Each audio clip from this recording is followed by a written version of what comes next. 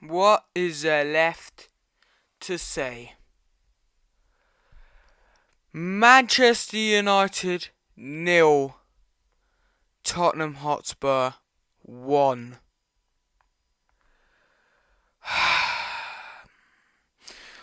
Lads, honestly, I don't know what to feel right now. All I know is that I'm absolutely heartbroken. And I know I'm a bit late on posting, but I'm absolutely heartbroken. I'm absolutely done for. Um, Not just with Man United losing the final to Tottenham, but also Barcelona losing to Inter in the semi-finals of the UCL. Also, big question marks in my eyes. Whether Ruben Amorim is the right man for the job. I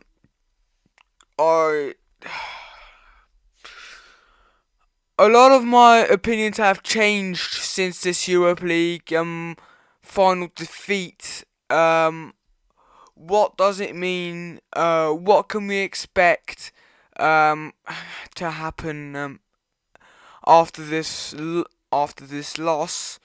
Um, these are the big questions we will be answering today, and yeah, I'll just be giving a simple breakdown and my view of this heartbreaking performance from a Man United fan's perspective. So, hello. Welcome back to the Scotty Gamer channel here, lads. As I said just now, the topic of today's video will be Manchester United. I haven't necessarily gone into this video with a plan. I'm just gonna babble some stuff, really. If you agree with me, fine. If you don't, if you disagree with me, that's fine too. But I want to start off with the performance in general. Right now, people say the team was awful. Right, team was awful. I don't necessarily think so. Right, obviously, Rasmus Højlund. What this guy is doing at my club, seriously. Get the man out of Manchester United now. I cannot stand this guy. Me personally, I think he has to leave. Even though I do say, and this is another opinion I have on Rasmus Højlund, if you want him to stay, if he does stay, get him a competent striker who can finish. Look, the thing about Rasmus Højlund, the thing I applaud about Rasmus Højlund is his actual hold-up play. If we can get, right, somebody clinical who can finish those chances off, like, I know it's unrealistic, but like a Gyökeres, or we are linked to Cunha, who is clinical, who can get double digits, them two in attack would be deadly, because we need somebody who can finish, in Matheus Cunha, for example, but we need somebody to, win those balls and, keep those balls in the own, in our possession. I personally think the Europa League final is, from the performance-wise, one of the best Man United sides I've seen all season. And I know, before I go on, warning, I am, probably, in many United fans' eyes, gonna spark controversy about a lot of things. But back to my point. As I said, this is one of the best United sides I've seen all season. If you talk about performance, look, they had grit. They had, they ran. They had grit. They had passion. A big European final. Lenny Euro for me. Had a brilliant game. Don't forget, a couple weeks ago, he was out injured, and he might have been our man of the match. Look, but as I say, we were pressing well, we were keeping the ball well. We had like 70% possession at one point. 70%. And people who tell me Ruben Amorim has failed, absolutely not right at all. But on the other side, I do think Ruben Amorim does raise a lot of question mark in my eyes, but I will get onto that a bit later. But as I say, there was passion, there was grit. They really wanted this win, and you could see it in everybody's eyes. The thing for me, though, is this, right? I'm going to bring it up on the screen, right?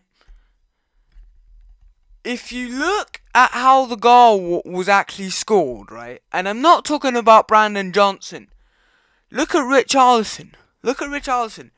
There are 2 Man United guys on this man. 2. Okay? He's out wide. There are 2 Man United players on this man. And he still manages to play that pass exactly through the gap so Brandon Johnson gets it. What the hell are we doing?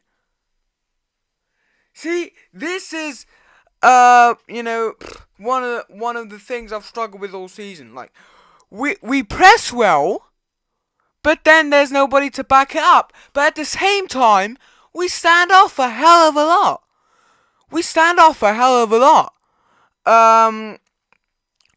Because, as I say, how is Richarlison allowed to play that pass through? I know that pass was going to be played before it was even played. I knew it, right? But man, it's just devastating. Why the hell is Amorim not bringing on Ugarte and Garnacho earlier? Ugarte and Garnacho, for me, should have been on this earlier. And yes, it is partly Ruben's fault for the loss on Wednesday night. It is partly his fault. Because 2 players who should have played, in my opinion, are Manuel Ugarte and Alejandro Garnacho. Because when Garnacho's on the pitch, yes, he misses a lot of chances. Yes, he does this. Yes, he does that. But, listen, apart from Ahmad, there was no creativity in that team whatsoever. Like, I love Bruno Fernandes, but that performance on Wednesday night, bloody atrocious. I feel sorry for Bruno Fernandes, man. This guy has dedicated years of his life to this club. For what? He's lost 2 Europa League finals. 2! Which is mad. As I say, 2 Europa League finals. And, there are reports saying that if the club beg him to stay, he will stay because he loves Man United so much, right, that he would be willing to stay. But listen, if I'm in Bruno Fernandes' shoes, I'm like, what's the point? It would be a season wasted. No Champions League football, right? His agent has already come knocking and said, hey, he deserves better, which he does. Our captain is world class. If you put him in a Manchester City side instead of Kevin De Bruyne, for example, he destroys the Premier League. And I'm saying this now, Bruno Fernandes is the best all-round midfielder in the Premier League at this moment in time, right? But as I say, if I'm in Bruno Fernandes' shoes, I'm like, what's the point? Look, if I'm him, there has been a contract offer, right, worth 231 million euros, right, with 100 million going to Manchester United. Guess where those other 131 million are going? To him! To him! And you know what? If I'm him, I'm like, screw it. What's the point? I'll leave. You know what? If he leaves, it doesn't surprise me. If he leaves, he doesn't surprise me. Why not, mate? Why not? You've tried it. You've given it all you've got, right? But as I say, if I'm in Bruno Fernandes' shoes, I'd be seriously considering this offer, right? As I say, I know Garnacho misses a lot of chances, but he makes things happen, and that's what we needed. The first like 5 minutes he was on the pitch, stuff was happening. Like, also, why does he not play Joshua Zirkzee, right? Like, I'm not Ruben Amorim. Maybe he needed time, but I would have put him on much earlier. Look, the first ball contact, right? Instantly had something to it, right? We instantly had a chance. As for Manuel Ugarte, you might be thinking to yourself, bloody hell. So, you might be thinking to yourself, well, who would you rather have? Would you rather have a guy with experience in Casemiro? Would you rather have a young 21-year-old in Manuel Ugarte? Now, I get your point to a certain extent, right? Casemiro has an amazing statistic. Before the Europa League final, he played 7 finals, won 7 finals. Bang. Now he's lost 1. Played won 7, lost 1. But if you look at Manuel Ugarte's attributes, right, he has been a workhorse for this team all season. So if Ruben Amorim would have told him to press, he would have pressed the hell out of that midfield. He would have pressed the hell out of Bentancur, Sarr, everybody, right? He would have pressed it. Plus Bruno Fernandes as well. He would have helped, right? Whereas with Casemiro is a bit older, which means he hasn't got the athleticism anymore that he used to have. He is not able to keep up with the new generation of football. Now, I'm not saying Casemiro is bad, get rid of him. But what I am saying is, at least, if you play Casemiro and Ugarte, 6-6, you've got a good balance between them two.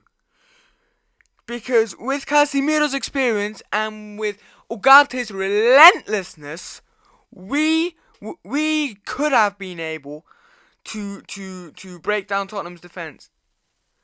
Talking about Tottenham's defence, what Ange Postecoglou did on Wednesday night was most basic way to win a game, really. He analysed Ruben Amorim, right? He knew once we press him, they'll make a mistake, which we did, because the goal came on our own accord. And then we'll just park the bus. With Van der Ven, Romero, and Kevin Danzo, who is a bloody wall, by the way. And I know this because I'm Austrian, right? Kevin Danzo is a bloody wall, okay? The high balls didn't really work. Well done, and Postecoglou. Credit needs to be given where credit is due, even though I am extremely salty about losing the final, but Tottenham deserve it.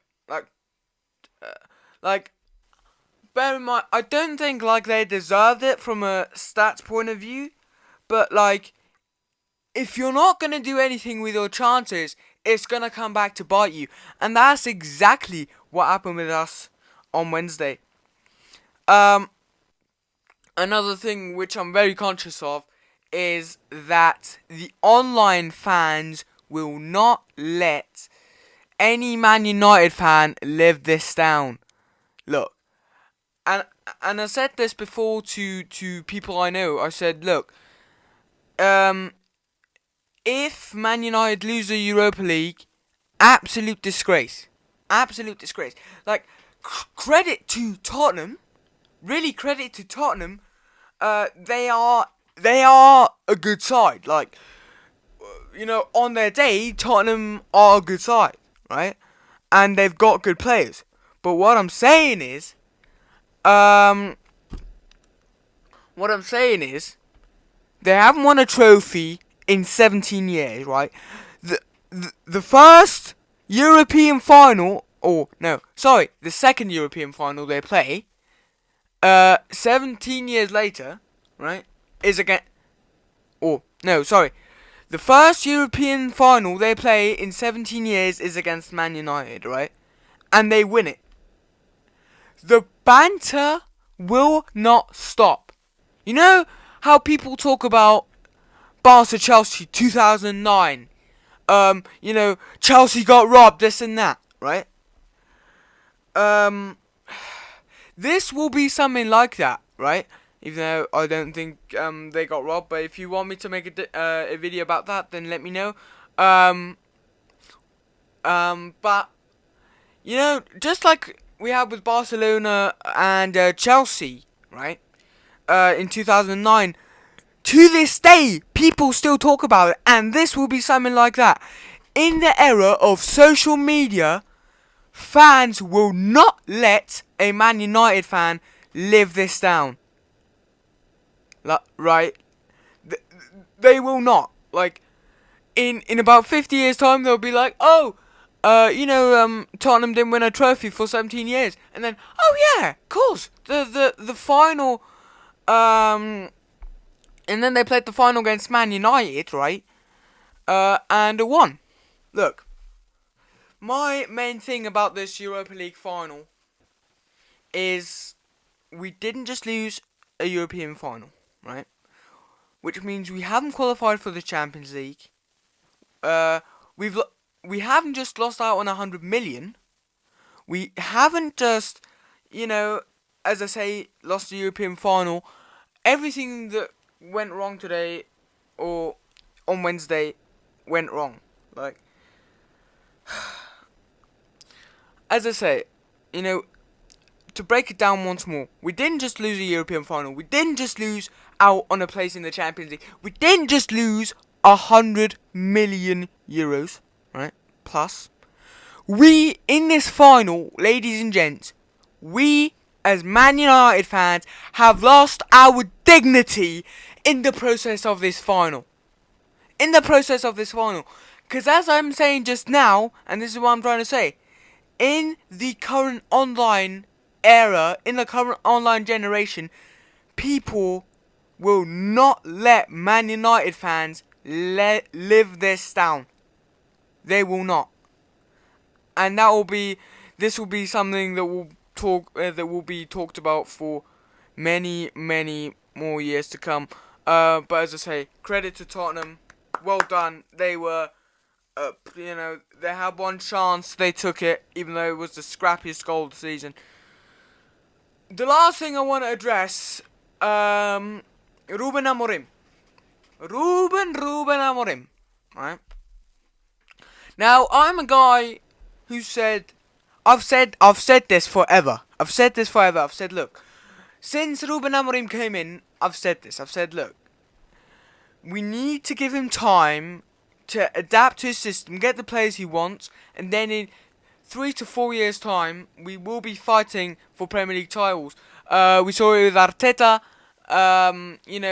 but we just need to give him time. We can't just keep sacking managers, because then the clock gets turned back, because then we're in a devil's circle, because it just keeps on repeating itself. Players have to adapt to the system. That takes a season. And until they're adapted, the season's over, and then we might finish like 12th, and then they might get sacked, and then it just keeps on, and that's why I'm saying we need to give him time to adapt. However, this point of view has changed since the Europa League final, and it makes me seriously question, is Ruben Amorim the right man for the job? The reason why I'm saying that, right, is that he had a major fallout with the players. Like, after the loss, he didn't give them a team talk. He's fallen out with most of the squad. Most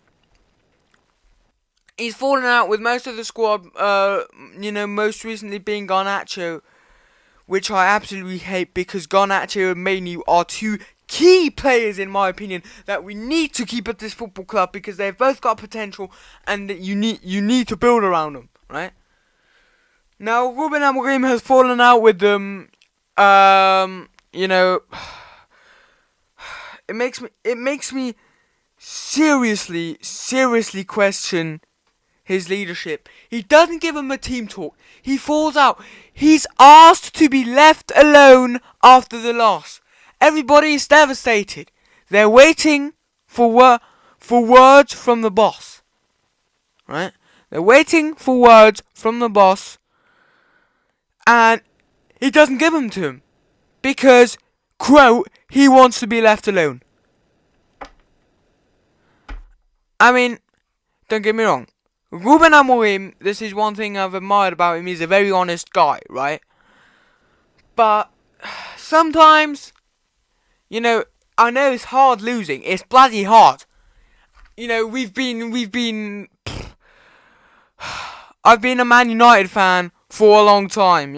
I've been through some weird stuff. Some crazy stuff. But it makes me seriously question Ruben Amorim. Like, of course I'm not saying sack him now. I'm not saying Amorim out, because it would be unfair without giving him a window, right? But what I'm saying is, the manager's going to be under pressure. The players are going to be under pressure, even though they're not good enough, right? Some of them, right? It's just chaos. Plus, we can't even, even if we were to sack Ruben Amorim right now, we can't, because we don't have the money for it. That's the problem. We do not have the money to sack him or bring anyone in. But, as I say, the handling of the whole situation, in regards to Ruben Amorim, makes me raise serious eyebrows. Like, I'm not saying he's a bad manager.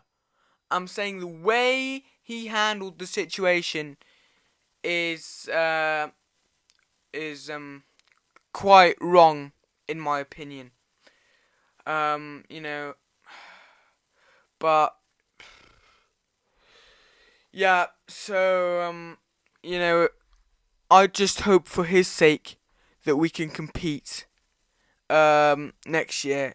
The minimum for Ruben Amorim has to be top 5. That's all I'm saying.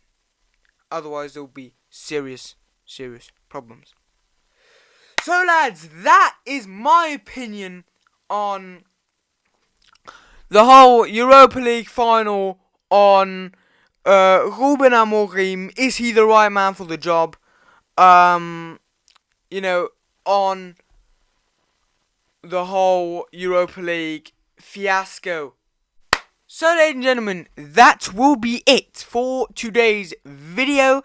If you enjoyed it, then don't forget to hit the like button, subscribe to the channel. Road to 100 subs until the end of the year is still on.